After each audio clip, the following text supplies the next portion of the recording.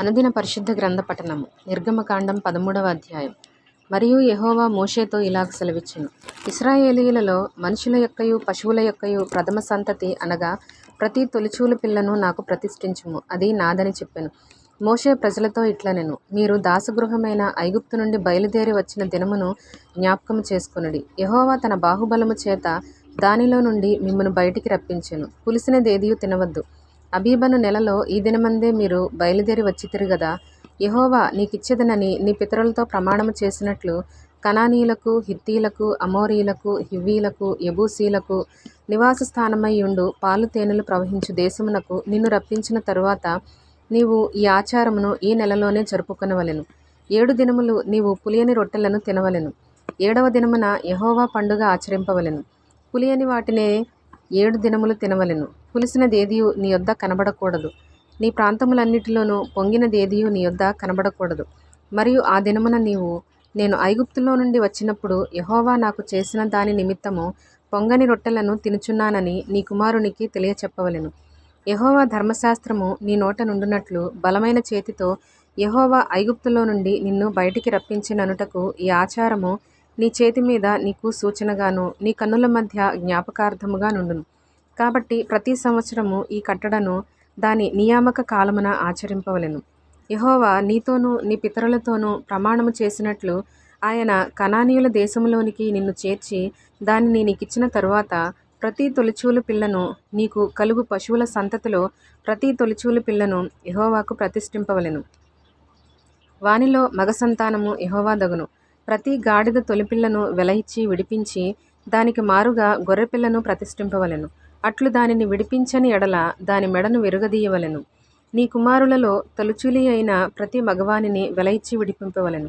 ఇక మీదట నీ కుమారుడు ఇది ఏమిటని నిన్ను అడుగునప్పుడు నీవు వాని చూచి బాహుబలము చేత యెహోవా దాసగృహమైన ఐగుప్తులో నుండి మనలను బయటికి రప్పించెను. ఫరో మనలను పోనీయకుండా తన మనస్సును కఠినపరచుకొనగా యెహోవా మనుషుల తొలి సంతానమేమి జంతువుల తొలి సంతానమేమి ఐగుప్తు దేశములో తొలి సంతానమంతయు సంహరించెను. ఆ హేతువు చేతను నేను మగదైన ప్రతి తొలిచూలు పిల్లను యెహోవాకు బలిగా అర్పించుదును. అయితే నా కుమారులలో ప్రతి తొలి సంతానము వెల ఇచ్చి విడిపించుదునని చెప్పవలెను. బాహుబలము చేత యెహోవా మనలను ఐగుప్తులో నుండి బయటికి రప్పించెను గనుక ఆ సంగతి నీ చేతి మీద సూచనగాను నీ కన్నుల మధ్య లలాట పత్రికగాను ఉండవలెను అని చెప్పెను.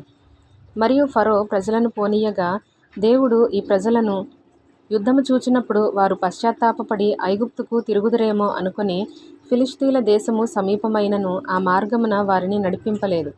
అయితే దేవుడు ప్రజలను చుట్టూ దారియగు ఎర్ర సముద్రపు అరణ్య మార్గమున నడిపించెను. ఇశ్రాయేలీయులు యుద్ధ సన్నద్ధులై ఐగుప్తులో నుండి వచ్చిరి. మరియు మోషే యోసేపు ఎముకలను తీసుకొని వచ్చెను. అతడు దేవుడు నిశ్చయముగా దర్శనమిచ్చెను. అప్పుడు మీరు నా ఎముకలను ఇక్కడ నుండి తీసుకొని పోవలెనని ఇశ్రాయేలీయుల చేత రూఢిగా ప్రమాణము చేయించుకొని ఉండెను. వారు సుక్కోతు నుండి ప్రయాణమైపోయి అరణ్యము దగ్గరనున్న ఏతాములో దిగిరి. వారు పగలు రాత్రియు ప్రయాణము చేయునట్లుగా యెహోవా త్రోవలో వారిని నడిపించుటకై పగటివేళ మేఘస్తంభంలోను వారికి వెలిగిచ్చుటకు రాత్రివేళ అగ్నిస్తంభంలోను ఉండి వారికి ముందుగా నడుచుచూ వచ్చెను. ఆయన పగటివేళ మేఘస్తంభమునైనను రాత్రివేళ అగ్నిస్తంభమునైనను ప్రజల ఎదుట నుండి తొలగింపలేదు. నిర్గమకాండం 14వ అధ్యాయం. మరియు యెహోవా మోషేతో ఇలాగు సెలవిచ్చెను.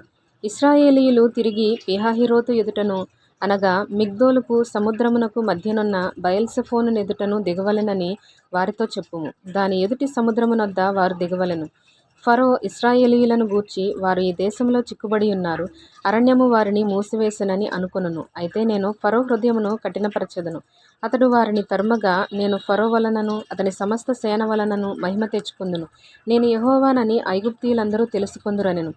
వారు అలాగు దిగిరి. ప్రజలు పారిపోయినట్టు ఐగుప్తు రాజునకు తెలుపబడినప్పుడు ఫరో హృదయమును అతని సేవకుల హృదయమును ప్రజలకు విరోధముగా త్రిప్పబడి మనమెందుకు ఇలాగు చేసితిమి, మన సేవలో నుండకుండా ఇశ్రాయేలీయులను ఎందుకు పోనిచ్చితిమి అని చెప్పుకొనిరి. అంతటా అతడు తన రథమును సిద్ధపరచుకొని తన జనమును తనతో కూడా తీసుకొని పోయెను.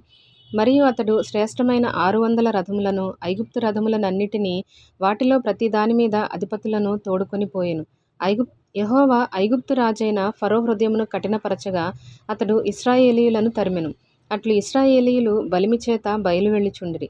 ఐగుప్తీయులు అనగా ఫరో రథముల గుర్రములన్నీయు అతని గుర్రపు రౌతులు అతని దండును వారిని తరిమి బయల్సెఫోను ఎదుటనున్న పిహాహిరోతునకు సమీపమైన సముద్రము దగ్గర వారు దిగియుండగా వారిని కలుసుకొనిరి. ఫరో సమీపించుచుండగా ఇశ్రాయేలీయులు కన్నులెత్తి ఐగుప్తీయులు తమ వెనుక వచ్చుట చూచి మిక్కిలి భయపడి యెహోవాకు మొరపెట్టిరి. అంతట వారు మోషేతో, ఐగుప్తులో సమాధులు లేవని ఈ అరణ్యములో చచ్చుటకు మమ్మను రప్పించితివా? మమ్మను ఐగుప్తులో నుండి బయటికి రప్పించి మమ్మను ఇట్లు చేయనేలా? మా జోలికి రావద్దు. ఐగుప్తీయులకు దాసులమగుదుమని ఐగుప్తులో మేము నీతో చెప్పిన మాట ఇదే గదా. మేము ఈ అరణ్యమందు చచ్చుట కంటే ఐగుప్తీయులకు దాసులమగుటయే మేలని చెప్పిరి. అందుకు మోషే, భయపడకుడి, యెహోవా మీకు నేడు కలుగజేయు రక్షణను మీరు ఊరక నిలుచుండి చూడుడి. మీరు నేడు చూచిన ఐగుప్తీయులను ఇక మీదట మరి ఎన్నడూనూ చూడరు. యెహోవా మీ పక్షమున యుద్ధము చేయును. మీరు ఊరకయే ఉండవలెనని ప్రజలతో చెప్పెను. అంతలో యెహోవా మోషేతో, నీవేళ నాకు మొరపెట్టుచున్నావు? సాగిపోవుడి అని ఇశ్రాయేలీయులతో చెప్పుము. నీవు నీ కర్రను ఎత్తి ఆ సముద్రము వైపు నీ చెయ్యి చాపి దాని పాయలుగా చేయుము. అప్పుడు ఇశ్రాయేలీయులు సముద్రము మధ్యను ఆరిన నేల మీద నడిచిపోవుదురు. ఇదిగో నేనే ఐగుప్తీయుల హృదయములను కఠినపరచుదును. వారు వీరిని తరుముదురు. నేను ఫరో వలనను అతని సమస్త సేన వలనను అతని రథముల వలనను అతని గుర్రపు రౌతుల వలనను నాకు మహిమ తెచ్చుకుందును. నేను ఫరో వలనను అతని రథముల వలనను అతని గుర్రపు రౌతుల వలనను మహిమ తెచ్చుకున్నప్పుడు నేను యెహోవానని ఐగుప్తీయులు తెలుసుకొందురనెను. అప్పుడు ఇశ్రాయేలీయుల ఎదుట సమూహమునకు ముందుగా నడిచిన దేవదూత వారి వెనుకకు పోయి వారిని వెంబడించెను. ఆ మేఘస్తంభము వారి ఎదుట నుండి పోయి వారి వెనుక నిలిచెను. అది ఐగుప్తీయుల సేనకు ఇశ్రాయేలీయుల సేనకు నడుమ ప్రవేశించెను. అది మేఘము గనుక వారికి చీకటి కలిగెను గాని రాత్రి అది వీరికి వెలుగిచ్చెను. గనుక ఆ రాత్రి అంతయు ఐగుప్తీయుల సేన ఇశ్రాయేలీయులను సమీపింపలేదు. మోషే సముద్రము వైపు తన చెయ్యి చాపగా యెహోవా ఆ రాత్రి అంతయు బలమైన తూర్పుగాలి చేత సముద్రమును తొలగించి దానిని ఆరిన నేలగా చేసెను. నీళ్లు విభజింపబడగా ఇశ్రాయేలీయులు సముద్రము మధ్యను ఆరిన నేల మీద నడిచిపోయిరి. ఆ నీళ్లు వారి కుడి ఎడమ ప్రక్కలను వారికి గోడవలే నుండెను. ఐగుప్తీయులను ఫరో గుర్రములను రథములను రౌతులను వారిని తరిమి సముద్రము మధ్యన చేరిరి. అయితే వేకువజామున యెహోవా ఆ అగ్ని మేఘమయమైన స్తంభము నుండి ఐగుప్తీయుల దండువైపు చూచి ఐగుప్తీయుల దండును కలవరపరచి వారి రథచక్రములు ఊడిపడినట్లు చేయగా వారు బహు కష్టపడి తూలుచుండిరి. అప్పుడు ఐగుప్తీయులు ఇశ్రాయేలీయుల ఎదుట నుండి పారిపోదం రండి, యెహోవా వారి పక్షమున మనతో యుద్ధము చేయుచున్నాడని చెప్పుకొనిరి. అంతలో యెహోవా మోషేతో, ఐగుప్తీయుల మీదికిని వారి రథముల మీదికిని వారి రౌతుల మీదికిని నీళ్లు తిరిగి వచ్చినట్లు సముద్రము మీద నీ చెయ్యి చాపుమనెను. మోషే సముద్రము మీద తన చెయ్యి చాపగా ప్రొద్దు పొడిచినప్పుడు సముద్రము అధిక బలముతో తిరిగి పొర్లెను గనుక ఐగుప్తీయులు అది చూచి వెనుకకు పారిపోయిరి. అప్పుడు యెహోవా సముద్రము మధ్యను ఐగుప్తీయులను నాశనము చేసెను. నీళ్లు తిరిగి వచ్చి ఆ రథములను రౌతులను వారి వెనుక సముద్రంలోనికి వచ్చిన ఫరో యొక్క సర్వసేనను కప్పివేసెను. వారిలో ఒక్కడైనను మిగిలి ఉండలేదు. అయితే ఇశ్రాయేలీయులు ఆరిన నేలను సముద్రము మధ్యనున్నప్పుడు ఆ నీళ్లు వారి కుడి ఎడమ ప్రక్కలను గోడవలే నుండెను.